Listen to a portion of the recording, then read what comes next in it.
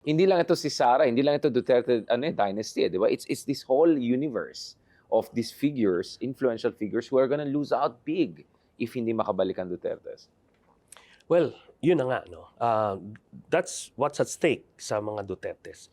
Sa Marcoses, on the other hand, or at least the uh, President Marcos's family, ang at stake sa kanya, It's all existential oo, din, yeah. ganun yan. Hahabulin talaga din siya. Vengeance, Diba? yeah. So, ganun ito eh. Ganun yung sinimula ng mga Dutertes, yung vengeance politics eh. Diba? Parang Yeah. mafia ito. Kaya, yun. Kaya hindi rin ideal yung passive masyado yung kandidato mo.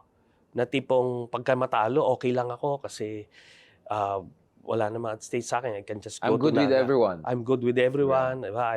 I'll run again for Naga. I'm okay, I'm safe. Hindi pwedeng ganun. Dapat we should share the same sense of urgency. Kung Existential kung threat, nakita yeah. nating dangers of a Duterte presidency, dapat ganun din yung nakikita ng magiging kandidato natin. That way, marirealize nila, kailangan nila mag-start early, kailangan natin mag-reach out, Yeah. kung sino-sino, kailangan natin mag-forge ng coalition with the administration in order to win or guarantee a win. Yeah. So, marami yun. Yun yung lalabas na difference between a passive candidate Yeah. and somebody who has recognized the dangers of a potential Duterte resurgence.